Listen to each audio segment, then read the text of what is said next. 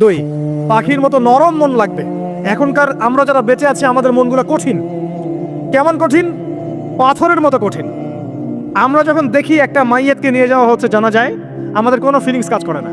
জানাজা যাচ্ছে, জানাজায় দাঁড়িয়ে মোবাইলটা টিপাটিপি করছে। জানাজার সাথে চলছে, কোনো ফিকির নাই যে এই জানাজা আমার হবে কালকে, ওই মোবাইল টিপাটিপি করছে। আমি এমনও দেখেছি, দাফন করা হলো মাইয়াতকে, দাফন করার পরে চারপাশে মানুষজন জড়ো হয়ে গল্প করছে, ভাই আপনার ওই জমিটার কি খবর, আপনার ওইটার কি খবর, বিজনেস কেমন চলছে, চাকরি কি অবস্থা। এই যে মাইয়াতকে পাশে দাফন করলো, কোনো ফিলিংস নাই, কোনো ফিলিংস নাই। আমি আত্মশুদ্ধির কথা বলছি। আত্মশুদ্ধির জন্য আপনার মনটাকে পাখির মতো সফট নরম করতে হবে। যখন আপনি সফট নরম করবেন এবং আত্মশুদ্ধি অর্জন করবেন, তখন 2 ডানা মেলে আপনি আকাশে উঠতে পারবেন ইনশাআল্লাহ। আত্মশুদ্ধি অর্জন না করতে পারলে ডানা কেটে পড়ে যাবে, তখন আর আকাশে উঠতে পারবেন না। কোন আকাশে? ওই যে শহীদের রূহ যে আকাশে চলে গেছে, ওই আকাশ। অতএব মন কেন কঠিন হলো প্রিয় ভাই? 1 নম্বর কারণ, আমরা শিরকের পাপে লিপ্ত আছি। 1 নম্বর, শিরকের পাপে লিপ্ত থাকা অবস্থায় মুসলিমদের মনটা কঠিন হয়ে গেছে। আপনি কি মনে করছেন আমরা শিরক করি না? মুসলিমরাও কবর পূজা করে, দেখবেন মুসলিমরাও দেখবেন অনেক ক্ষেত্রে মাজার পূজা করছে। আমি বলিনি যে অলিয়া উলিয়ার মাজার জিয়ারত করা যাবে না, আমি কথা বলছি না, কিন্তু আপনি মৃত মানুষের কাছে আপনার ভালো মন্দ চাইতে পারেন না। কথা বুঝতে পারেন না? আমরা অবশ্যই অলিয়া উলিয়াদের কবর জিয়ারত করব। এটা আপনাকে মৃত্যুর কথা স্মরণ করাবে, তাদের একটা রব আছে যেটাকে আমরা প্রভাব বলি, এটা আপনার মধ্যে আসবে। আমরা অবশ্যই জিয়ারত করব। জিয়ারত করতে বলেছেন নবী সাল্লাল্লাহু আলাইহি ওয়াসাল্লাম, কারণ এটা আপনাকে পরকালের কথা কি করবে? স্মরণ করাবে। ওমরা করতে যান, আল্লাহ পাক সবাইকে তৌফিক দান করুন ওমরা হজ করার এবং বড় হজ করার, আমি দোয়া করি।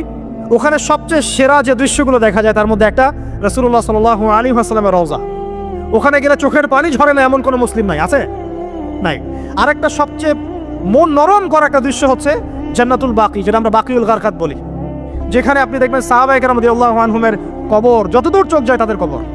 কবরের কোনো মাজার নাই, সেখানে কোনো তাওয়াফ হচ্ছে না কবরকে কেন্দ্র করে, সেখানে কবরে কেউ ফুল চড়াচ্ছে না, একটা ছোট্ট পাথর দেখা যায়, খেলার কিছু না। পৃথিবীর সবচেয়ে শ্রেষ্ঠ মানুষগুলো সেখানে শুয়ে আছেন। ওখানে গিয়ে দাঁড়াবেন, দেখবেন নিজেকে তুচ্ছ বলে মনে হবে, মনে হবে আমি এই পৃথিবীতে আর কি করছি, সেরা মানুষগুলোই মাটির নিচে, আমি এখানে কি করছি। তো দেখুন প্রিয় ভাইরা, অবশ্যই অলিয়া উলিয়াদের কবর জিয়ারত করবে, কিন্তু মৃত ব্যক্তি আপনার কল্যাণ করতে পারবে? অকল্যাণ করতে পারবে? তারা আল্লাহর কাছে সুপারিশ করতে পারবে আল্লাহ পাক যখন তাদেরকে অনুমতি দিবেন। তারপরে আল্লাহ পাক যখন অনুমতি দিবেন, তখন নবী সাল্লাল্লাহু আলাইহি ওয়াসাল্লাম সুপারিশ করবেন, অলিয়া উলিয়াগণ করবেন, আলেম ওলামা করবেন, শহীদগণ করবেন, হাফেজে কোরআন করবে, অনেকেই করবেন ইনশাআল্লাহ। আল্লাহ রাব্বুল আলামিন বলেন, কদ আফলাহা মান যাক্কাহা, সে ব্যক্তি সফল হয়ে গেছে যে ব্যক্তি তার আত্মাকে পরিশুদ্ধ করতে পেরেছে। ওয়াকাদ খাবা মান দাসাহা, যে ব্যক্তি আত্মাকে পরিশুদ্ধ করতে পারে নাই সে ব্যক্তি ধ্বংস হয়ে গেছে। কিভাবে পরিশুদ্ধ করবেন? 3টা হাদিস আপনাকে আগে শোনাই।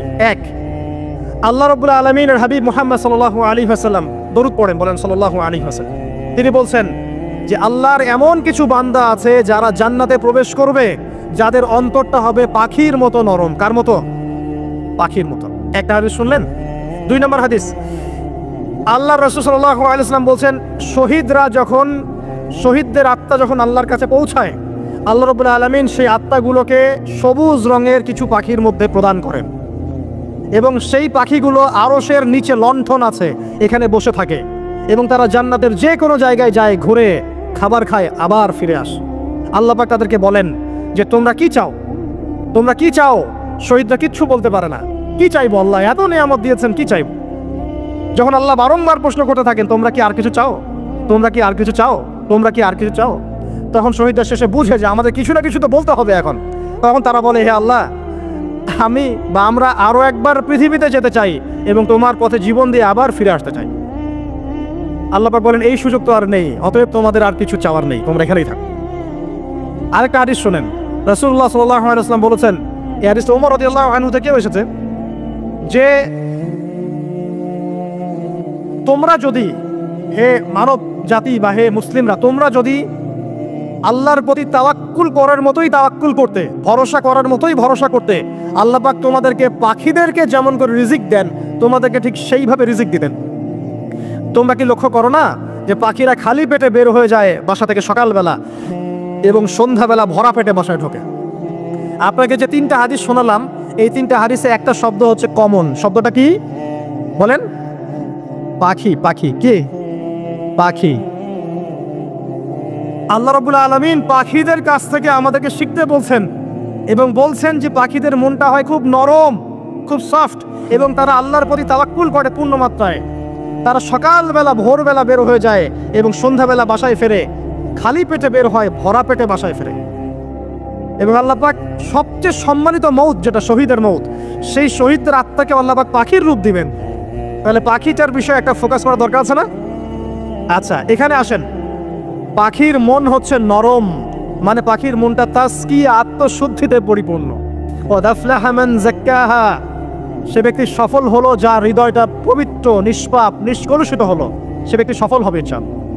একটা কাজ এখানে খেয়াল করেন, পাখিরা সকালবেলা ভোরবেলা বের হয় আর সন্ধ্যাবেলা বাসায় ফেরে। এখনকার মুসলিমদেরকে দেখবেন দুপুরবেলা ওঠে, রাত 3টায় ঘুমায়। কথা কি বুঝেন নাই? পাখির একদম ভোরবেলা ওঠে, যখন ফজরের আজান দিচ্ছে ঠিক তার আগ মুহূর্তে পাখির কিচিরমিচির শুনছেন, তার মানে নামাজের ওয়াক্ত প্রায় চলে যাচ্ছে, তার মানে তার আল্লাহ পাকের হুকুমের সাথেই জেগে ওঠে, সূর্য ডুবে তারা ডুবে যায়। ঠিক এরকম সুন্নত ছিল নবী সাল্লাল্লাহু আলাইহি ওয়াসাল্লামের এবং সাহাবায়ে কেরামের। আজকে 1400 বছর পর মুসলিম জাতি এই সুন্নাহ ভুলে গেছে। আর আমাদের সুন্নত দেখবেন, যদি কোনো রকম উঠেও ফেলি ফজরে, আবার 12টা পর্যন্ত ঘুম, আরো বেশি। আর এই যুব সমাজ যারা আছো তোমরা, কেউই 3টা-4টার আগে ঘুমায় বলে আমার মনে হয় না। অলওয়েজ অনলাইনে পড়ে আছে, টিকটক নিয়ে, ফেসবুক নিয়ে, গার্লফ্রেন্ডের সাথে চ্যাটিং। পাখির মতো হতে পারলে পরে মনটা তো নরম হবে, তারপরে না তাজকিয়া অর্জন হবে। পাখির রুটিনটা কি?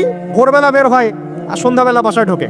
অতএব আমরা যদি রাসূলুল্লাহ সাল্লাল্লাহু আলাইহি ওয়াসাল্লামের সুন্নাহ মতো ওই ভোরবেলা উঠতে পারি আর আর্লি নাইট ঘুমিয়ে যেতে পারি এবং সারাদিন যদি রাসূলের সুন্নাহগুলোর উপর আমল করতে পারি, তাজকিয়া অর্জন হবে ইনশাআল্লাহ। কথা বুঝতে পারছেন? এই যুগটা হচ্ছে উচ্ছৃঙ্খলতার যুগ। এই যুগে মানুষ আল্লাহ পাকের হালালকে খুব কমই পরোয়া করে। আল্লাহর হালালকে মানুষ হারাম করে নিচ্ছে আর আল্লাহর হারামকে মানুষ হালাল করে নিচ্ছে। আল্লাহ পাকের বিশাল একটা হারাম হচ্ছে সুদ বা রিবা, আর এখন আমাদের উপর রিবা হয়ে গেছে ওয়াজিব। নাউজুবিল্লাহ। একটা দেশ নাই যেটা সুদমুক্ত, একটা জেলা পাবেন না সুদমুক্ত, একটা গ্রাম, থানা, ইউনিয়ন পাবেন না সুদমুক্ত। নবীজি এই যুগের কথাই হয়তোবা বলেছেন, যে যুগে মানুষ সুদ থেকে বেঁচে থাকতে চাইলেও সুদের ছিটা ফোটা গিয়ে তার গায়ে লাগবে। মনে করেন আপনি একটা কনস্ট্রাকশন করেছেন, একটা সুদী প্রতিষ্ঠান থেকে লোন নিয়েছেন, এখন আপনি ওই কনস্ট্রাকশনটা ভাড়া দিয়েছেন। সেখানে মনে করেন আমি ভাড়া নিয়েছি, আমি আপনাকে মাসে মাসে ভাড়া প্রদান করছি, আপনি সেই ভাড়ার টাকাগুলো কালেক্ট করছেন, করে সেই প্রতিষ্ঠানের লোন শোধ করছেন। প্রত্যক্ষভাবে না হলেও আমি কিন্তু পরোক্ষভাবে সুদে হেল্প করছি। আমি বুঝাতে পারছি না মনে হয়।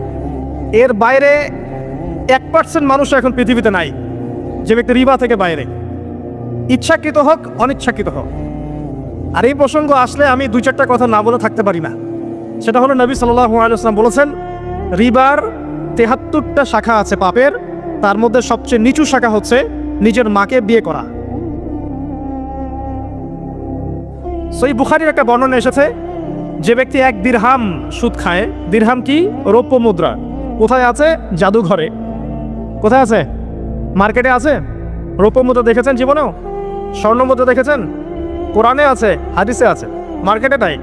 কেন মার্কেটে নাই? কারণ পশ্চিমারা স্বর্ণ এবং রৌপ্য মুদ্রাকে হারাম করে দিয়েছে। পশ্চিমারা স্বর্ণ এবং রৌপ্য মুদ্রার ডিলিংসটাকে মার্কেট থেকে উঠিয়ে দিয়েছে। এই জন্য আপনি মার্কেটে গোল্ড কয়েন এবং সিলভার দিরহাম পাবেন না। কিন্তু আল্লাহর রাসূল সাল্লাল্লাহু আলাইহি ওয়াসাল্লামের যুগে এটা ছিল। এখন অনেক মানুষ দেখবেন বেদাত নিয়ে কথা বলে একদম ফেনা বের করে ফেলছে। অর্থনৈতিক সেকশনের বেদাত চোখে পড়ে নাই। এখন বলতে পারে এটা তো দুনিয়াবি বিষয়। বাস্তবিক অর্থে এটা দুনিয়াবি বিষয় নয়, কারণ এই পেপার মানির মধ্য দিয়ে, ইলেকট্রনিক মানির মধ্য দিয়ে আপনার সম্পদকে সিজ করে চুষে খাওয়া হচ্ছে, আপনি বুঝতে পারছেন না। এখন প্রতারণা করা কি জায়েজ না জায়েজ? শোয়েব আলাইহিস সালামের নাম শুনেছেন? এটা কম ছিল মাদিয়ানে, শোয়েব আলাইহিস সালামের কম। এই কম সম্পর্কে আল্লাহ পাক যখনই কথা বলেছেন তখনই তাদের একটা দোষ উল্লেখ করেছেন। সেটা কি? সেটা হচ্ছে যে তোমরা অন্যায়ভাবে মানুষের সম্পদ আত্মসাৎ করো না। তোমরা অন্যায়ভাবে মানুষের সম্পদ আত্মসাৎ করো না। এই কাজটা করতো শোয়েব আলাইহিস সালামের কম, এবং তারা মাপে কম দিত, জনগণের অর্থ সম্পদ লুটে পুটে খেত। আল্লাহ রাব্বুল আলামিন তাদেরকে ভূমিকম্প দিয়ে ধ্বংস করে দিয়েছে। এখন এই পুরো মনিটারি সিস্টেম যেটা চলছে, এর মধ্য দিয়ে গরিব যে দেশগুলো আছে, স্বল্প উন্নত দেশ বা মধ্যম পর্যায়ের দেশ বা আরও নিম্ন পর্যায়ের অর্থনৈতিক সেকশনে, তাদের রক্তগুলো চুষে চুষে খেয়ে একটা সভ্যতা আজকে বিশাল বিশাল অট্টালিকা নির্মাণ করেছে। এই যে অন্যের রক্ত চুষে নিজে বড়লোক হওয়া, এটা কি হালাল না হারাম? এই কারণেই এই মনিটরি সিস্টেমের মধ্যে হারাম আছে। এই যুগটা সেই যুগ যেখানে মানুষ আল্লাহর হারামকে হালাল করে নিয়েছে আর হালালকে হারাম করে নিচ্ছে। রিবা একটা টাটকা হারাম, আমরা এটাকে হালাল করে ফেলেছি। এখন এই হাদিসগুলো শুনলে আমাদের গায়ের মধ্যে দাগও কাটে না, অন্তরটা কেঁপে ওঠে না, আমাদের কলবে কোনো নড়া দেয় না। নবী সাল্লাল্লাহু আলাইহি ওয়াসাল্লাম বলছেন, 1 দিরহাম যে ব্যক্তি সুদ খেয়েছে সে যেন 36 বার জেনা করেছে। কতবার? আমি হাদিসটা বানিয়ে বললাম কি বললাম না, আপনারা আলেমদেরকে জিজ্ঞাসা করবেন, বাসায় গিয়ে অবশ্যই জিজ্ঞাসা করবেন। যদি দেখেন হাদিস ঠিক আছে, সহি, তাহলে আল্লাহর ওয়াস্তে এখন যেমন তওবা করলেন আমি 5 ওয়াক্ত নামাজ ছাড়বো না, ঠিক আমার সাথে আবার তওবা করেন, সারা জীবন সুদ খাবো না ইনশাআল্লাহ। নবী সাল্লাল্লাহু আলাইহি ওয়াসাল্লাম 4 শ্রেণীর মানুষকে অভিশাপ করেছেন। 1 শ্রেণী যে সুদ খায়, 2 নম্বর যে দেয়, 3 নম্বর যে সাক্ষী থাকে, 4 নম্বর যে লিখে রাখে। এখন আপনি বলেন এই পুরো মনিটরি সিস্টেমের মধ্যে এই 4 শ্রেণীর মানুষ আছে না? কোনো না কোনোভাবে আমরা এর সাথে সম্পৃক্ত নই কি? সম্পৃক্ত। অতএব আল্লাহর এই বাণীকে যদি ভয় করেন, কোন বাণী? আল্লাহ পাক বলছেন, ইয়া আইয়ুহাল্লাযীনা আমানু, হে মুমিনগণ, ইত্তাকুল্লাহ, তোমরা আল্লাহকে ভয় করো। ওয়াযারু মা বাকিয়া মিনার রিবা ইন কুনতুম মুমিনিন, তোমরা সুদের অবশিষ্ট অংশগুলো ছেড়ে দাও যদি প্রকৃতপক্ষে তোমরা মুমিন হয়ে থাকো। ওয়া ইন লাম তাফআলু, তোমরা যদি সুদ না ছাড়ো, আল্লাহর হুঁশিয়ারি শুনেন, যদি তোমরা সুদ না ছাড়ো, ফাযানু বিহারবিন মিনাল্লাহি ওয়া রাসূলিহি, আর আল্লাহ এবং তার রাসূলের সাথে যুদ্ধের ঘোষণা শুনে রাখো। আল্লাহ এবং তার রাসূলের বিপক্ষে যুদ্ধ করে কেউ জান্নাতে যাবে? কেউ কবরের আযাব থেকে বাঁচতে পারবে? কেউ হাউজে কাউসারের পানি পাবে? আল্লাহ এবং তার রাসূলের সাথে যুদ্ধ করে কেউ টিকতে পারবে? আপনার কি তাই মনে হয়? যদি মনে হয় তাহলে দিব্যি সুদ খান, কোনো সমস্যা নাই। আর যদি মনে হয় যে আল্লাহ এবং তার রাসূলের সাথে যুদ্ধ করে আমি পার পাবো না, আল্লাহ এবং তার রাসূলের বিরুদ্ধাচারণ করে আমার কবর টিকবে না, কারণ আমি একটা কথা বারবার বলি আপনাদেরকে যে আল্লাহ ছাড়া আমাদের আপন বলতে কেউ আছে? একা এসেছেন পৃথিবীতে, একাই যেতে হবে। আপনার খ্যাতি, আপনার অর্থনৈতিক খ্যাতি, অর্থের প্রতিপত্তি, আপনার ক্ষমতার দাপট, আপনার ধর্মীয় দাপট, কোনো কিছুই, ফ্যান ফলোয়ার্স, কেউ আপনার সাথে কবরে যাবে না। মনে করেন আমি আসছি, আপনারা সবাই স্লোগান দিচ্ছেন, কথার কথা, আপনারা আমাকে ভালোবাসেন, বা একজন পলিটিশিয়ান আসছে, আপনারা সবাই স্লোগান দিচ্ছেন, ভালোবাসেন তাকে। দিন শেষে ওই পলিটিশিয়ান একাই কবরে যাবে, দিন শেষে আপনিও একাই কবরে যাবেন, আমিও একাই কবরে যাব। আলটিমেটলি কি হলো? দুনিয়া এবং আখেরাতে আল্লাহ ছাড়া প্রকৃত বন্ধু আমাদের কেউ নাই, প্রকৃত মওলা কেউ নাই। সেই আল্লাহ এবং তার রাসূলের বিরুদ্ধাচরণ করে কেউ তার সাথে যুদ্ধ করে কবরে পার পাবে, এমনটা ভাবা বোকামি নয় কি? আল্লাহ পাক আমাদেরকে বোঝার তৌফিক দান করুন। এটা সেই যুগ যে যুগে মানুষ আল্লাহর হারামগুলোকে হালাল করে নিচ্ছে। মাদকদ্রব্য হালাল না হারাম?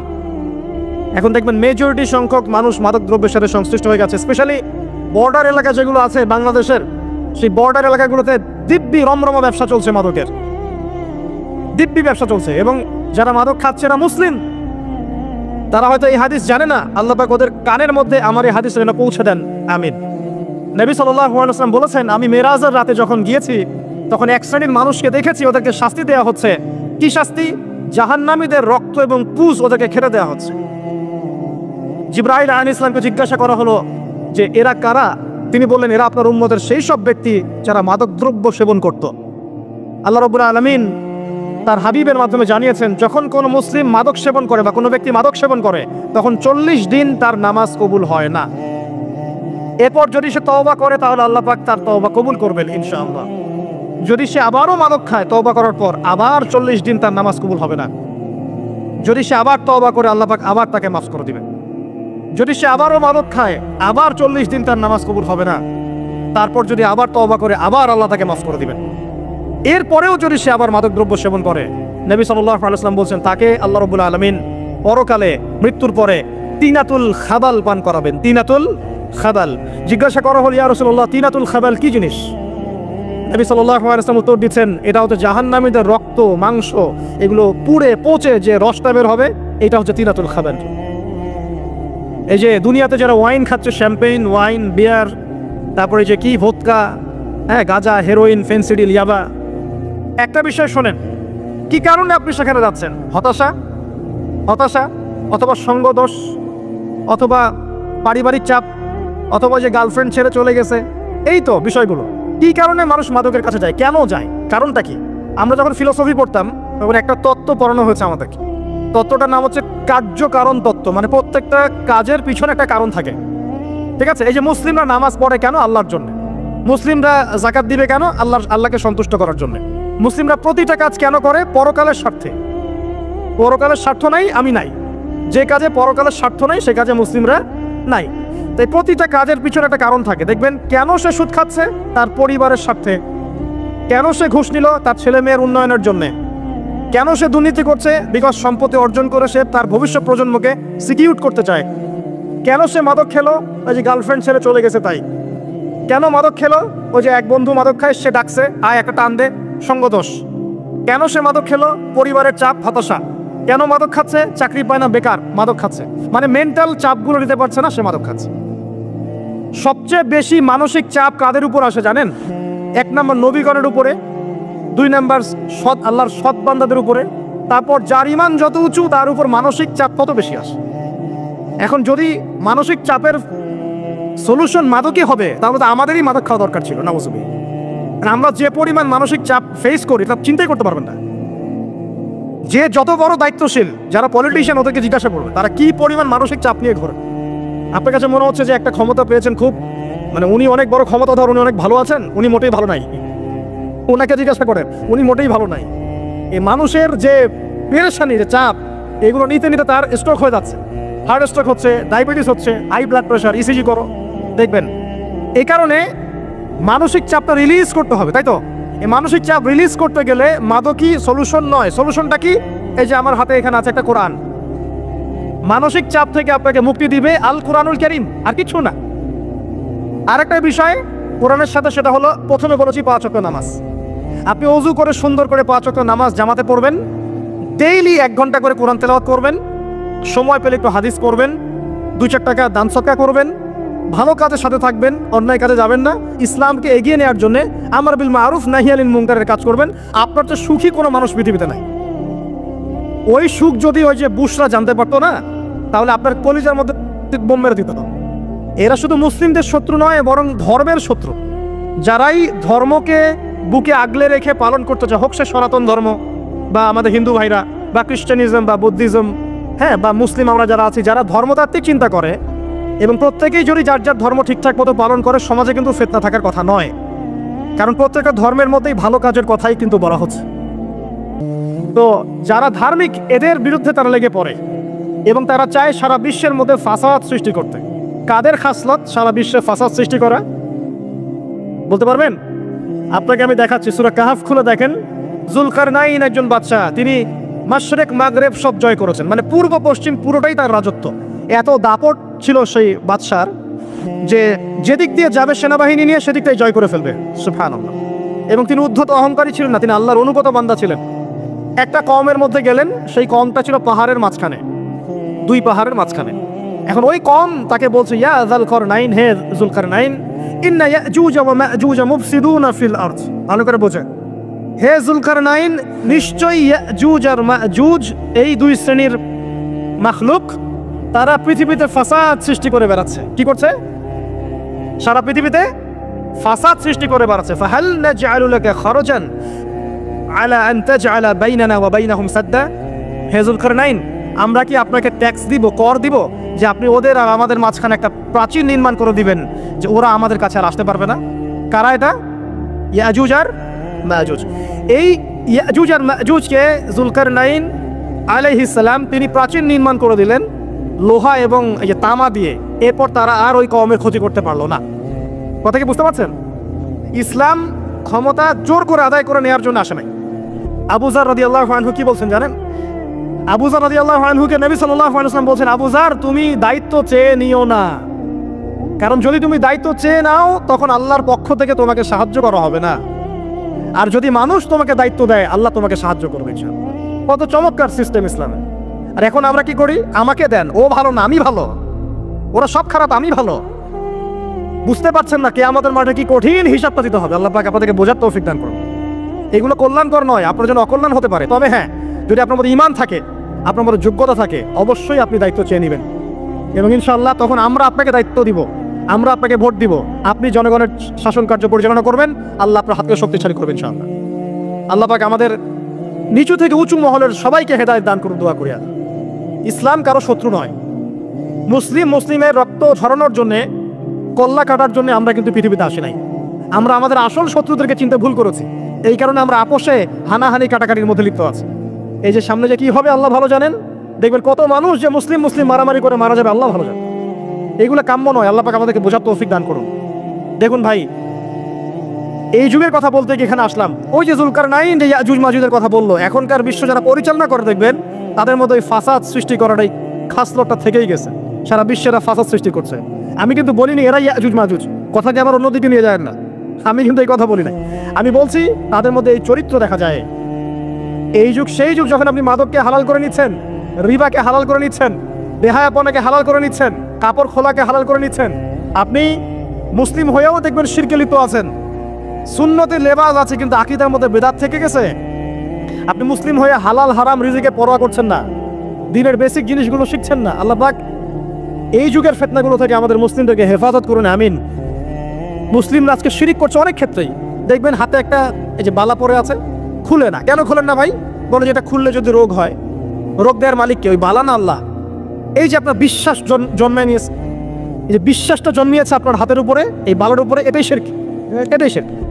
যদি আপনি বিশ্বাস করেন যে এটা হাতে থাকলে আপনি সুস্থ থাকবেন, হাত থেকে খুলে পড়ে গেলে আপনি আর বাঁচবেন না, এই যে কল্যাণ অকল্যাণের মালিক আপনি কাকে করলেন? ওই বালাকে করেছেন, আল্লাহকে করেন নাই। এখানে শিরক হয়ে গেছে, খুবই সূক্ষ্ম শিরক। আপনি নামাজ পড়ছেন মনে করেন, এখন কিছু মানুষ আসলো, এখন দেখছেন যে হুজুর তো আমার নামাজ দেখছে, নামাজটা খুব সুন্দর করে পড়ার চেষ্টা করলেন, লম্বা নামাজ, সেজদা গিয়ে আর উঠছেন না, খুব সুন্দর নামাজ পড়ছেন। এই যে মানুষকে দেখানোর জন্য নামাজটা পড়ছেন, এটা শিরক। এটা কি? এটাও শিরক। এই যে গণক বসে আছে রাস্তার পাশে, দেখবেন টিয়া পাখি নিয়ে, তারপরে যে কাগজ নিয়ে, আসেন ভাই ভাগ্য পরীক্ষা করে দেই। আরে ভাই, তুমি যদি মানুষের ভাগ্যই পরীক্ষা করতে পারবা তো তুমি রাস্তার পাশে কেন? তোমার ভাগ্য কেউ পরীক্ষা করেনি কখনো? এতটুকু কমন সেন্স আমাদের নাই। ও যদি আমার ভালো মন্দ করতে পারে, ভবিষ্যৎ বলতে পারে, তাহলে ও রাস্তার পাশে বসে আছে কিছু? ওর তো প্রাইম মিনিস্টার হওয়ার কথা, এখন ওর তো ইলেকশন করার কথা। তো দেখেন, এই যে ওখানে গিয়ে আমরা কি করি, ভাই আমার হাতটা দেখে দেন, ভাই আমার অতীত বলে দেন, ভবিষ্যৎ বলে দেন। এবং এগুলো দিন দিন বাড়ছে, কিন্তু এই রাশিফল, কবিরাজি, গণকি, এগুলো দিন দিন বাড়ছে। এবং আমি লক্ষ্য করছি দিন দিন আরেকটা জিনিসও বাড়ছে, সেটা হলো জাদুবিদ্যার চর্চা করা। এবং গ্রামে গঞ্জে কুফুরি বাড়ছে না? কুফুরি করা, তাবিজ করা, বিচ্ছেদ করা, স্বামী স্ত্রী বিচ্ছেদ করা, মেয়েকে বশ করা, সন্তানকে বশ করা বাড়ছে না? সবই শিরক, এগুলো সবই কুফুরি। এগুলো মুসলিমরা করছে না। মুসলিমরা এসব শিরকে লিপ্ত আছে বলেই তো অন্তর কঠিন হয়ে গেছে। ফাকাসাত কুলুবুহুম, তাদের অন্তর কঠিন হয়ে গেছে। তো একটা হাদিস বলে এখানে খালি, নবী সাল্লাল্লাহু আলাইহি ওয়াসাল্লাম বলছেন, যদি কেউ কোনো গণকের কাছে যায়, গিয়ে বলে দেখেন তো আমার হাতটা একটু, ও কিন্তু বিশ্বাস করে না যে এ ভবিষ্যৎ বলতে পারে, খালি এমনি বলেছে একটু দেখেন তো, বলার সাথে সাথেই 40 দিনের নামাজ কবুল হবে না। আর যদি তার বলা কথায় বিশ্বাস করে যে হ্যাঁ তোমার ভবিষ্যৎ খুব ভালো, তুমি চাকরি পাবা, এটা করবা সেটা করবা, এবং সে বিশ্বাস করলো হ্যাঁ এটাই হবে, তখন নবী সাল্লাল্লাহু আলাইহি ওয়াসাল্লাম বলছেন সে যেন আল্লাহর পক্ষ থেকে যা নাজিল হয়েছে, মানে এই যে কোরআনুল কারীম, এই কোরআনকে যেন সে অস্বীকার করলো, মানে কুফরি করলো। এগুলো আমরা করছি না ভাই? অনেক কিছু করছি আমরা। স্তম্ভের পূজা করছি, অনেক মুসলিম আগুনের পূজা করছে। আগুন জ্বালিয়েছেন, মাথা নত করছে কেন? আগুনের সামনে আপনি মাথা নত করবেন কেন? আপনি একটা স্তম্ভের সামনে, গাছের কাছে, সব গাছের সামনে দাঁড়িয়ে মাথা নত করে ধ্যান করবেন কেন? আপনি মেডিটেশন করছেন কি জন্য? আপনাকে নামাজ দেওয়া হয় নাই? 5 ওয়াক্ত নামাজ দেওয়া হয় নাই? নামাজের চেয়ে বড় মেডিটেশন কিছু আছে নাকি? আপনি ধ্যান করছেন কি জন্য? অনেক মুসলিম তো জিনের উপাসনা করছে, জানেন? অনেক মুসলিম জিনকে দাবি করার চেষ্টা করছে, আর জিন বলে একটা জাতি আছে, এটা সত্য।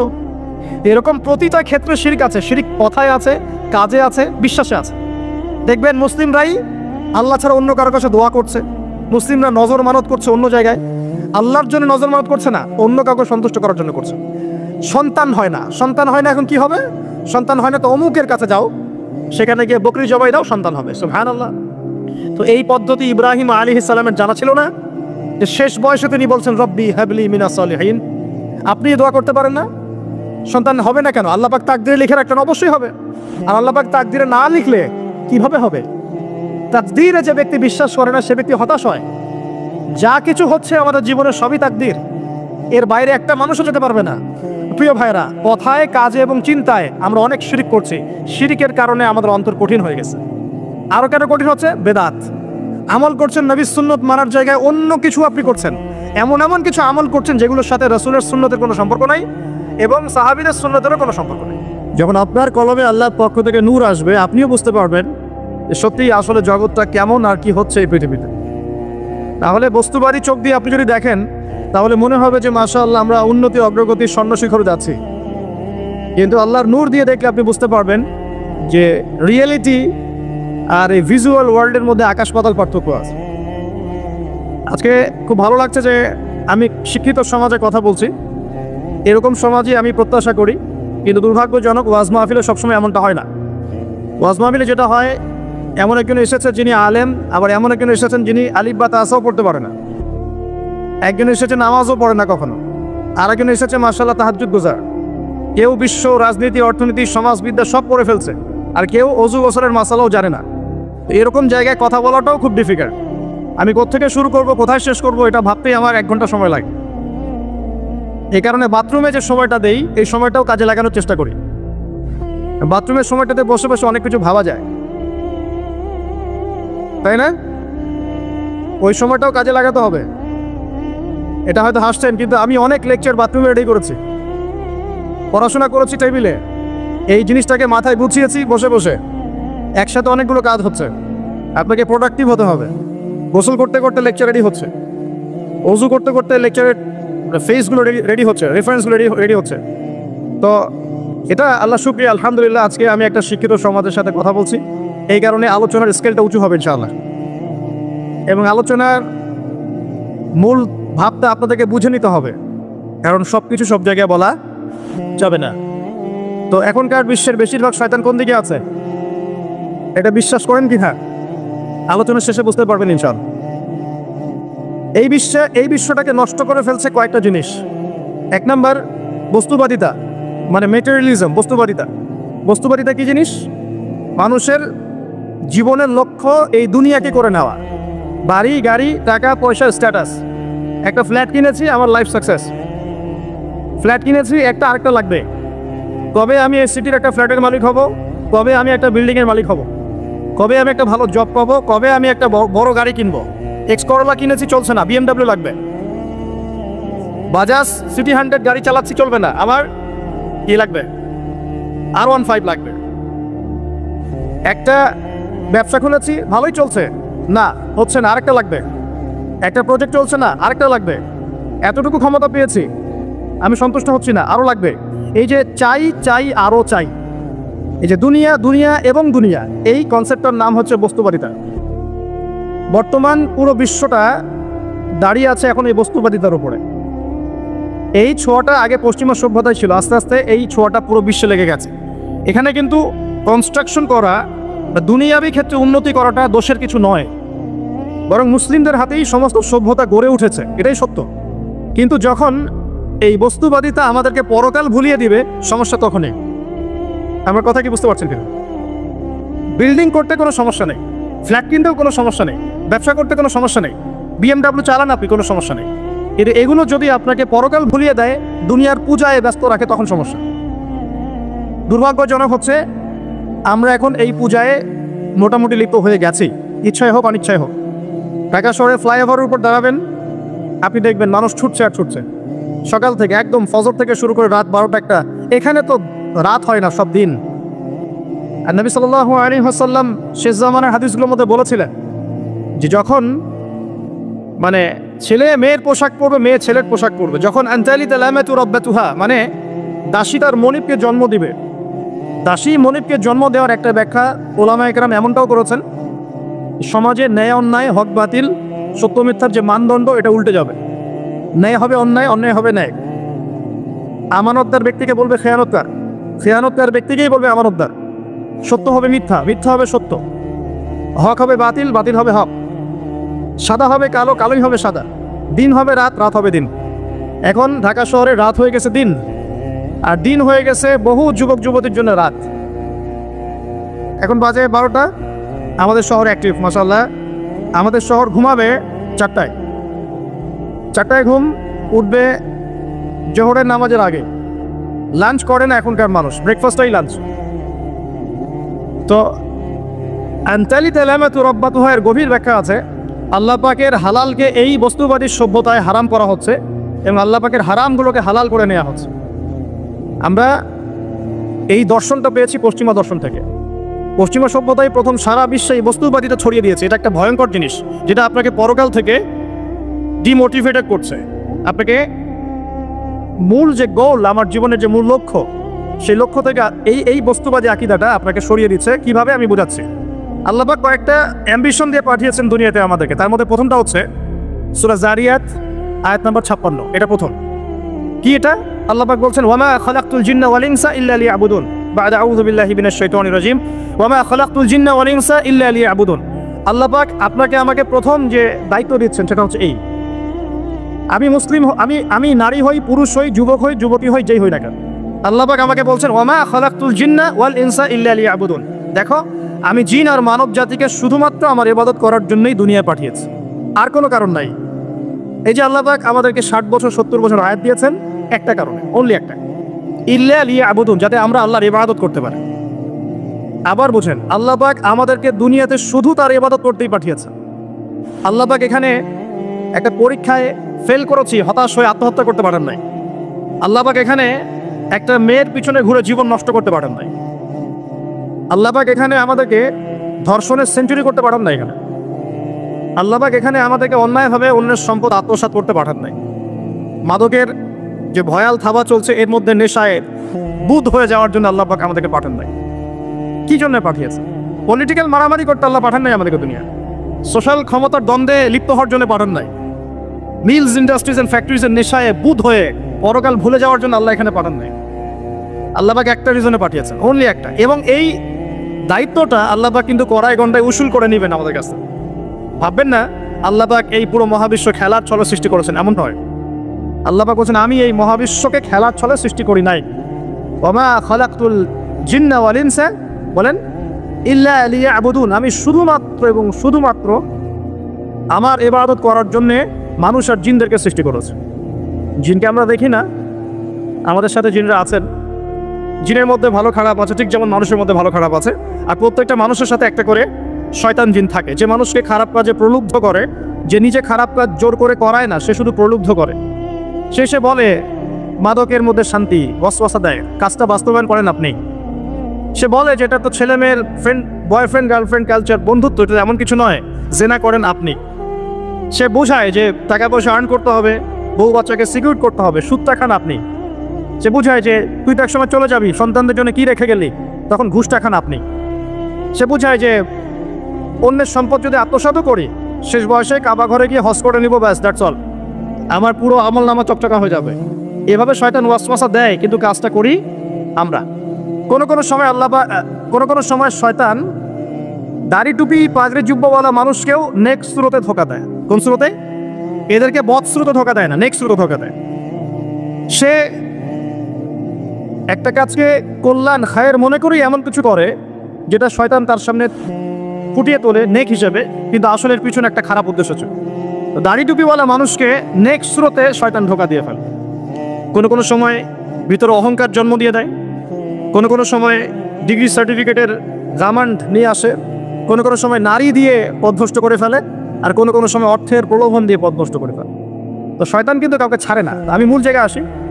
প্রথম যে জিনিসটা এই বিশ্বটাকে ধ্বংস করছে, এটা হলো বস্তুবাদিতা, যেটা আমাদের এই সমাজের মধ্যে এখন রন্ধ্রে রন্ধ্রে ঢুকে গেছে। আমি বলছি বারবার, স্ট্যাটাস অর্জন করতে কোনো সমস্যা নেই, কিন্তু যদি এই স্ট্যাটাস আমাকে আমার পরকালীন গোল থেকে সরিয়ে দেয়, তখনই সমস্যা। কারণ মৌত কাউকে ছাড়বে না, কবরও কাউকে ছাড়বে না, কিয়ামতের মাঠও কাউকে ছাড়বে না।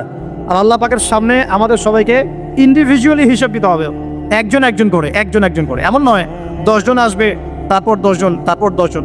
নো, আব্দুল্লাহ তুমি আসো, আব্দুর রহমান তুমি আসো, এই মুহাম্মদ তুমি আসো, এই দাউদ তুমি আসো, একজন একজন করে। সো এই জিনিসটা যদি আমার মাথায় থাকে, তাহলে আমি কিন্তু বস্তুবাদী হতে পারবো না। আমি বলছি দুনিয়া আমার প্রয়োজন। আল্লাহ পাক কি বলেছেন? এই দুনিয়া হচ্ছে সিজনুল লিল মুমিন, নবীজি বলছেন, আর দুনিয়া সিজনুল লিল মুমিন, দুনিয়া মুমিনদের জন্য কারাগার। কারাগার মানে যেখানে আমি স্বতন্ত্র স্বাধীন নই। এখানে প্রশাসন অনেক ভাই বোন আছেন, তারা জানেন কারাগার কি জিনিস, আর যারা 2-1 যাওয়া আসা করেছে ওরা জানে কি জিনিস। এখানে আপনার কোনো ব্যক্তি স্বাধীনতা নাই। আপনি আপনার ইস্তেঞ্জা করবেন, শিশি যেতে পারবেন না, আপনি পারমিশন নিতে হবে, তারা নিয়ে যাবে, তারপরে যেতে পারবেন, তাও হ্যান্ডক্যাপ পরিয়ে। দুনিয়া সিজনুল লিল মুমিন, দুনিয়া মুমিনদের কারাগার। এখানে আপনি খেতে পারবেন না, খাবার আসবে তারপর খাবেন। ঘুমাতে পারবেন না, যখন ঘুমানোর আদেশ দিবে তখন ঘুমাতে পারবেন। তাও কতক্ষণ ঘুমাবেন তাও ফিক্স করা। মানে কারাগার মানে কি? যেখানে আপনার ব্যক্তির স্বাধীনতা চলে না, যেখানে আমি চলবো একটা সিস্টেমের আওতায়। এখন নবীজি বলছেন দুনিয়াটাই হচ্ছে কারাগার। তাহলে এই দুনিয়ায় কেমন করে আমি প্রবৃত্তির দাসত্ব করতে পারি? কেমন করে আমি আল্লাহকে ভুলে নামাজ বাদ দিতে পারি? কেমন করে জাকাত সেই কবে ফরজ হয়েছে, মিল ইন্ডাস্ট্রিজ ফ্যাক্টরিজ করেছি, জাকাত দিই না। রমজান মাস যায় আসে, রোজাও রাখি না, তারাবি পড়তে পারি না। কোরআন আমার সামনে মানুষ তেলাওয়াত করে, কোরআন আমার ঘরে পড়ে আছে, শেলফের উপরে ধুলাও আছে, শেলফের উপরে কোরআন ধুলাওয়ালা, ধুলো মাখা। কোরআন পড়ার তৌফিক হয় না, নবীর হাদিসগুলো চর্চা করার তৌফিক হচ্ছে না, ইসলামিক বইপত্র পড়তে পারি না। এই কারাগারের জীবনে বসি আমি একটা মেয়ের পিছনে দৌড়াচ্ছি, মাদক খাচ্ছি, জেনা করছি, কোনো সময় ধর্ষণ করছি, কোনো সময় সুদ খাচ্ছি, ঘুষ খাচ্ছি, দুর্নীতি করছি, এই কারাগারের জীবনে বসেই, যেখানে আমার কোনো ব্যক্তির স্বাধীনতা নাই। তাহলে কারাগারের জীবনের মেয়াদ যখন শেষ হবে, যখন তাকে এখান থেকে বের করে নিয়ে আসা হবে, অর্থাৎ মৃত্যু, তখন তার সাথে কীরকম রিমান্ডে আচরণ করা হবে এটা ভালো করে বুঝে নেন। নবীজি বলছেন দুনিয়া সিজনুল লিল মুমিন ওয়াল জান্নাতু লিল কাফির। কাফেরদের জন্য, মুশরিকদের জন্য এই দুনিয়াটা হচ্ছে জান্নাত। জান্নাত মানে কি? যা ইচ্ছা তাই করতে পারবেন। জান্নাত মানে কি? আপনি চাচ্ছেন আল্লাহ আমি এখন একটা খামর চাই, শরাব আপনার সামনে হাজির, চিন্তা করার সাথে সাথে।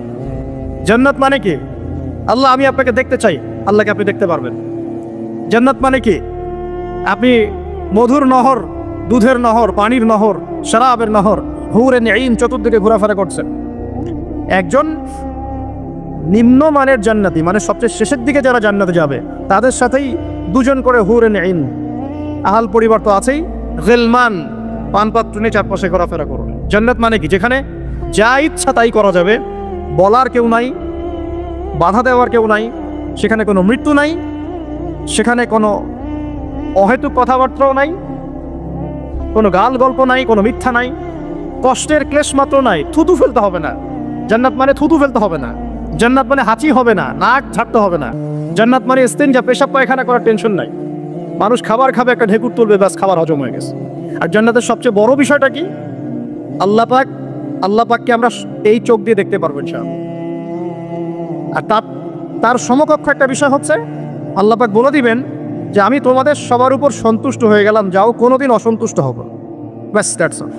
এখন আপনি যত কিছুই করেন এই বস্তুবাদী জীবনে, মনে একটা ভয় থেকে যাবে। আপনি বিশ্বনেতা হয়েছেন, বড় শিল্পপতি হয়েছেন, পলিটিশিয়ান হয়েছেন, ইকোনমিস্ট হয়েছেন, মনে একটা ভয় থেকে যাবে যে মরতে আমাকে হবে, আল্লাহ আমাকে ধরবেই, হিসেব আমাকে দেওয়া লাগবেই, কবরে আমাকে একাই যাওয়া লাগবেই, আমাকে কিয়ামতের মাঠে দাঁড়াতে হবে আল্লাহর সামনে। মনে একটা ভয় কাজ করে, যদিও বাইরে মানুষ দেখায় যে কোনো ভয় নাই। মানুষ বাইরে অভিনয় করে, মানুষ সমাজের মানুষের সাথে বাইরে একটা অভিনয় করে। কোনো ক্ষেত্রে আমরা নিজেরাই নিজেদের সাথে অভিনয় করি। কথা সাহিত্যিক হুমায়ুন আহমেদের নাম শুনেছেন? ইন্তেকাল করেছেন। একটা সময় ছিল আমরা স্কুলে পড়তাম, কলেজে পড়তাম, মাঝে মাঝে টুকটাক এ ধরনের কিতাব, বইপত্র পড়া হয়েছে। হিমু, মিসির আলী এইসব পড়া হয়েছে, শরৎচন্দ্র, বঙ্কিমচন্দ্র, রবীন্দ্রনাথ, নজরুলের কবিতাগুলো, ইভেন শেক্সপিয়ার, অ্যাডাম স্মিথ সহ, যিনি অর্থনীতির জনক। যাই হোক, তিনি তার বইয়ের মধ্যে লিখেছিলেন যে এই পুরো দুনিয়াটা হচ্ছে অভিনয়ের মঞ্চ। কথা সাহিত্যিক তিনি বলছেন তার মতো করে এই পুরো দুনিয়াটাই অভিনয়ের মঞ্চ, আর আমরা সবাই নিজ নিজ জায়গায় অন্যের সাথে অভিনয় করছি। কোনো ক্ষেত্রে আমরা নিজেদের সাথে অভিনয় করছি। তিনি বলছিলেন আমরা সবাই অভিনেতা, আর সবচেয়ে বড় অভিনেতা হচ্ছে পলিটিশিয়ানরা, কারণ তাদেরকে অনেক বড় মঞ্চে অভিনয় করতে হয়। এটা আমার কথা না, হুমায়ুন আহমেদের কথা, পড়ে দেখেন।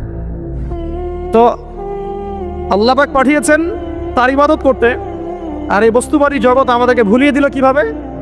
কয়েকটা প্রলোভন দিল। প্রথম প্রলোভন হচ্ছে টাকা, তারপরে জীবনে কি করব, প্রতিষ্ঠিত হওয়ার চিন্তা, তারপরে চাই আরও চাই, এই একটা আকীদা দর্শন, তারপরে আমার স্ত্রী সন্তান আহাল পরিবারের কি হবে, আর আরেকটা দর্শন আছে, এটাকে বলে চারবাক দর্শন। এবং দুঃখের সাথে বলতে হয় আমাদের রবীন্দ্রনাথ ঠাকুর কিন্তু এই দর্শনের মানুষ ছিলেন। চারবাক কিরকম? তার কবিতা পড়লে দেখবেন লিখে আছে, দুহাতে যা পাও হাত পেতে নাও, দুহাতে যা পাও হাত পেতে নাও, বাকির খাতা শূন্য থাক, বাকির খাতা শূন্য থাক। ঠিক চারবাক দর্শন, এটা ফিলোসফি পড়েছেন, এখানে অনেক টিচারও আছেন আমি জানি। তারা এই কথাগুলো বুঝবেন। 4 ভাগ দর্শন কেমন? ঋণ করে ঘি খাও, ঋণ করে ঘি খাও, যতদিন বাঁচবে সুখে বাঁচবে, এটা হলো 4 ভাগ দর্শন। তো 2 হাতে চাপাও, হাত পেতে নাও, বাকির খাতা শূন্য থাক, মিল আছে না? ঋণ করে হলেও ঘি খান, যেভাবে হোক ঘি খান আপনি, মানে ঋণ করে হলেও ঘি খান, যতদিন বাঁচবেন সুখে বাঁচবেন। তাহলে এই দর্শনগুলো বস্তুবাদী না? বুঝতে পারছেন কিনা? মেটেরিয়ালিজম, বস্তুবাদিতা, মানে আপনি চোখের সামনে যা দেখছেন এই দুনিয়া, যেভাবে হোক অর্জন করে নেন, বাকির খাতা শূন্য থাক। ইসলামিক কনসেপ্ট এর টোটাল ডিফারেন্ট কনসেপ্ট।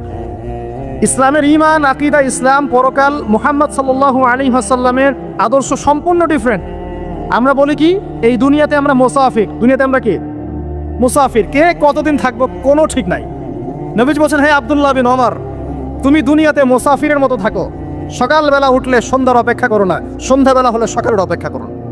দর্শনের মধ্যে কত পার্থক্য না, আকাশ পাতাল পার্থক্য না?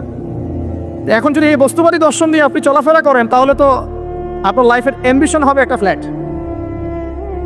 আর ওটা এনি হাও আপনাকে অ্যাচিভ করতে হবে, legal way or illegal way, আপনাকে অ্যাচিভ করতেই হবে, অ্যাচিভ করতেই হবে, যেহেতু আপনার মোটিভটা হচ্ছে মেটেরিয়ালিজম, বস্তুবাদিতা।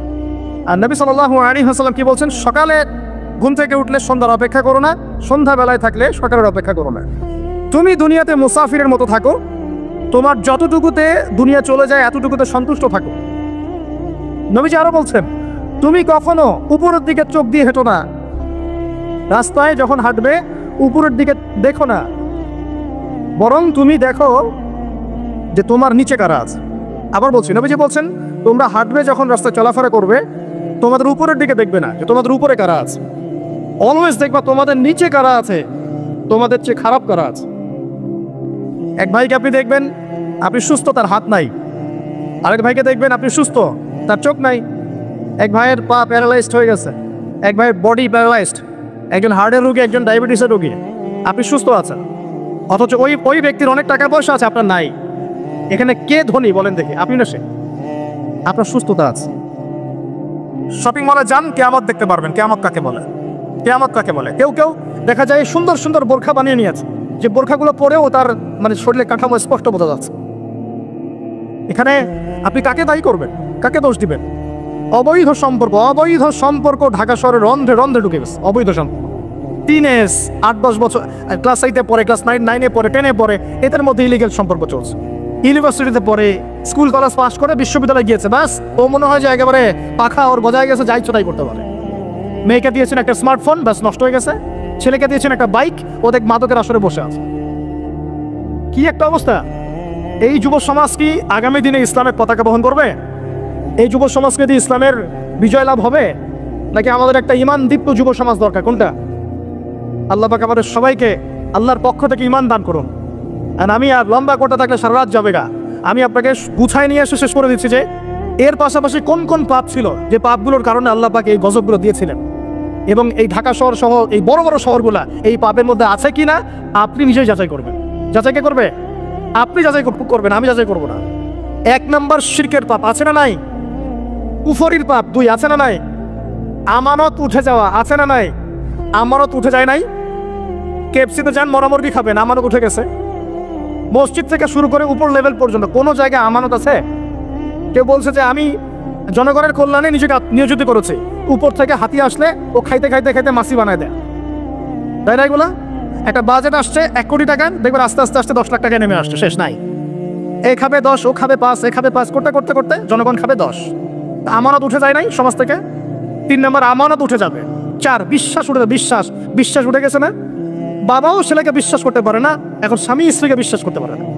মনে রাখবেন, একটা সমাজে যদি বিশ্বাস না থাকে একের প্রতি অন্যের, এই সমাজের মধ্যে কখনো শান্তি আসবে না। আসবে না। আপনি পরিবারেই শান্তি পাবেন না, সমাজ তো কত দূরের কথা। এবার আসেন 5 নম্বর হচ্ছে মাপে কম দেওয়া। মাপে কি হয়? এই মাপে কম দেওয়াটা আবার সমাজে পাপের মধ্যে নাই। ব্যবসায়ী যারা আছেন সতর্ক হয়ে যান।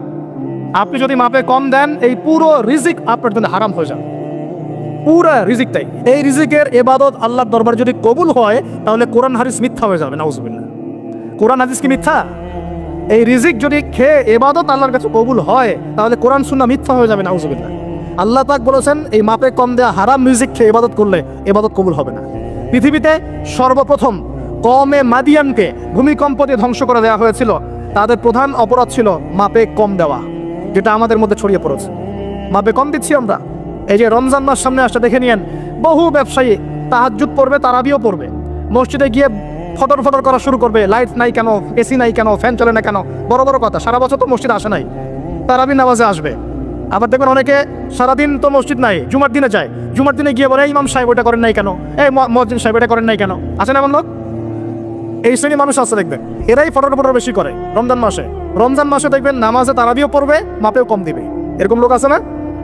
মাপে যারা কম দেয়, এই পাপের কারণে সমাজের মধ্যে দুর্ভিক্ষ নেমে আসে। আমাদের অর্থনৈতিক অবস্থা এমন জায়গায় দাঁড়িয়ে আছে না, দুর্ভিক্ষ যদি চলে আসে অবাক হওয়ার কিছু নাই। দুর্ভিক্ষ চলে আসলে আপনারা অবাক হতে পারেন, আমি অবাক হব না।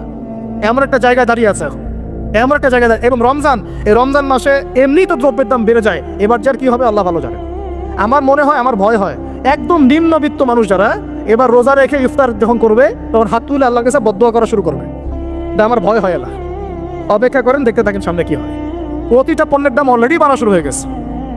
কিছু কিছু বৈশ্বিক কারণ আছে, এগুলোর কারণে যেমন বাড়ছে, আবার কিছু কিছু আমাদের নিজস্ব মানব সৃষ্ট কারণ আছে, এই কারণেও বাড়ছে। ঠিক, মানব সৃষ্ট কারণগুলো বুঝতে হলে আপনাকে বেসিক কিছু অর্থনীতি বুঝতে হবে। এটা পড়াশোনা করেন, দেখবেন আমি গত লেকচারে বলেছিলাম। আল্লাহ রাব্বুল আলামিন আমাদের সবাইকে হালাল খাওয়ার তৌফিক দান করুন। সমাধান কি তাহলে? সমাধান হচ্ছে অপচয় কমাতে হবে। 5টা খেজুরে ইফতার হয়ে গেলে 6 নম্বর খেজুর দান করে দেন, 6 নম্বর খেজুর দান করে দেন, সদকাগুলো বেশি বেশি বাড়িয়ে দেন। এই যে মানুষগুলো খেতে পারবে না, ওদের ঘরে ঘরে গিয়ে ইফতারগুলো পৌঁছে দেন, মাসের বাজার করে দেন। যাদের সামর্থ্য আছে, যাকাত ফরজ হয়েছে, যাকাতগুলো দিয়ে দেন। আল্লাহ পাক তৌফিক দান করুন। দুর্নীতি বন্ধ করেন, কালো টাকা বন্ধ করেন। কত টাকা পাচার হয়ে গেল বিদেশে, সেগুলো কে ফিরিয়ে নিয়ে আসবে? এ দায়িত্ব কার? মনে রাখবেন, একটা পাপের হিসাব না দিয়ে কাল কিয়ামতের মাঠে কোনো দায়িত্বশীল পার পাবে না ইনশাআল্লাহ। কোনো দায়িত্বশীল না। না, এই যে আমি লেকচার দিচ্ছি না, আল্লাহ পাক আমাকেও দাঁড় করাবেন, দাঁড় করায় বলবেন, তোমাকে আমি দিনের যে জ্ঞান দিয়েছিলাম সেই জ্ঞানের হক তুমি আদায় করেছো কিনা হিসেব দেওয়া। এই যে বড় বড় মুফাসসিরে কোরআন, মুফতি, মুহাদ্দিস বসাচ্ছেন, পাংখা দিয়ে বাতাস করছেন, হ্যাঁ, চা খাওয়াচ্ছেন, কফি খাওয়াচ্ছেন, এক একজনকে আল্লাহ পাক দাঁড় করাবেন, বলবেন কোরআন সুন্নাহর যে আমানত দিয়েছিলাম সে আমানতের সাথে কতটুকু তুমি হক আদায় করেছো, হিসেবটা দিয়ে পার পাবে না তুমি। আছে ফাইজলামি মনে করেছেন নাকি দিনকে? ঠিক একইভাবে সমাজের, রাষ্ট্রের দায়িত্ব আল্লাহ পাক যাদেরকে দিয়েছেন, এক একজন ব্যক্তিকে আল্লাহ পাক দাঁড় করাবেন, দাঁড় করে জিজ্ঞাসা করবেন কোন কোন জনগণের কোন কোন হক তুমি নষ্ট করেছো, কার কার হক দিয়েছো, কার কার দেও নাই, সবার সামনে হিসাব দাও, তারপর জান্নাতে যেতে পারো। এত সহজ না, এত সহজ না। দুনিয়ার জীবনের প্রতিটা কাজের হিসাব আল্লাহর কাছে দিতে হবেই হবে, এটা গ্যারান্টি। এই প্রতিটা মেয়েকে আল্লাহ জিজ্ঞাসা করবেন, তোমাকে পর্দার বিধান দিয়েছিলাম, কেন পর্দা করো না? প্রত্যেক মুসলিমকে আল্লাহ জিজ্ঞাসা করবেন, 5 ওয়াক্ত নামাজ ফরজ করেছিলাম, নামাজ পড়ো না কেন, ঠিক মতো পড়েছো কিনা? প্রত্যেক ধনীকে আল্লাহ জিজ্ঞাসা করবেন, দাঁড় করিয়ে করে, এক একজন করে, একসাথে 10 জন না, একজন একজন একজন করে আসবে, একজন করে। এই আব্দুল্লাহ তুমি আসো, এই আব্দুর রহমান তুমি আসো, এই ওবায়দুল্লাহ তুমি আসো, এই রহিম তুমি, আব্দুর রহিম তুমি আসো। এক একজন করে আল্লাহ ডাকবেন, বলো তোমাকে ধন দিয়েছিলাম, কি করেছো? বলো তোমাকে ইলম দিয়েছিলাম, হক আদায় করেছো কিনা? বলো তোমাকে ক্ষমতা দিয়েছিলাম, কি করেছো? আমি জানি না আর কিভাবে ওয়াজ নসিহত করলে মানুষের কলিজার মধ্যে ঢুকতে পারে, আমার জানা নাই। আমি সহ প্রতি ব্যক্তি এই বিচারের সম্মুখীন হবেই হবে ইনশাআল্লাহ। আল্লাহ পাক আমাদের সবার জন্য বিচারটা সহজ করুন এবং এই কথাগুলো বুঝে আল্লাহকে ভয় করার তৌফিক দান করুন। আমাদের আন্ডারে যারা আছে সবার হিসেব আমাকে দেওয়া লাগবেই। অতএব সমাজ থেকে দুর্নীতি বন্ধ করেন, পাচার হওয়া সব কালো টাকা সাদা করে নিয়ে আসেন, অপচয় কমান, দুর্নীতি কমান, এবং যারা জুলুম জালেম ওদের সাথে কোনো আপোষ করবেন না। সমাজে ন্যায় বিচার প্রতিষ্ঠা করার চেষ্টা করেন। জালেম যদি আপনার নিজের স্ত্রী হয়, নিজের সন্তান হয়, তাকেও শাস্তি দেওয়ার ব্যাপারে যারা পরিমাণ মায়া দেওয়া প্রদর্শন করবেন না। এটা হবে ওমরের শাসন ইনশাআল্লাহ। ওমর রাদিয়াল্লাহু আনহু ছেলে অন্যায় করেছিল না, সবার সামনে পিটিয়ে ওমর রাদিয়াল্লাহু আনহুর হাতেই তার মৃত্যু হয়ে গেছে। আল্লাহ পাক, আল্লাহ আর কি বলবো, আর কি বলার বাকি আছে? আল্লাহ রাসূল সাল্লাল্লাহু আলাইহি ওয়াসাল্লাম বলছেন, হে ফাতিমা, আমার মেয়ে ফাতিমাও যদি চুরি করতো, আমার মেয়ে ফাতিমার হাতটা কেটে ফেলে দিতাম একেবারে। কে বলছে এটা? আমাদের নবী মুহাম্মদ সাল্লাল্লাহু আলাইহি ওয়াসাল্লাম বলছেন, আমার মেয়ে ফাতিমাও যদি চুরি করতো তার হাতও আমি কেটে ফেলে দিতাম একেবারে। আর আমরা আমাদের দলের লোক, আমাদের সংগঠনের লোক, আমাদের সামাজিক সংগঠনের লোক, আমার চাচা, আমার মামা, আমার খালু, আমার অমুক, এই করতে করতেই তো সব শেষ করে ফেললাম। একটা সাইন করে দিলাম, যাও ওখানে যাও, তোমার জব হয়ে যাবে। আমার মামা হয়, যোগ্যতা থাকার না থাক, আমার ভাগনা, যাও সাইন করে দিলাম, চলে যাও, চাকরি হয়ে যাবে। অথচ যাদের চাকরি পাওয়ার যোগ্যতা ছিল ওরা রাস্তা রাস্তায় ঘুরে ভ্যান চালাচ্ছে এখন বসে বসে। আপনি ভাবছেন যে এগুলো হিসাব দেওয়া লাগবে না? এক একটা পাপের হিসাব আল্লাহর কাছে দেওয়া লাগবে, এক একটা পাপের। তুমি অমুক পাওয়ার দেখায় একটা মানুষকে পিছায় মেরে ফেলে দিলা, অমুক পাওয়ার দেখায় একজনের সম্পদ কলমের খোঁচা দিয়ে দখল করে ফেলে দিলা, মনে করলো যে কেউ দেখলো না। খালি নিঃশ্বাসটা বন্ধ হোক, কবরে যাও, আল্লাহ দেখাবে তোমাকে।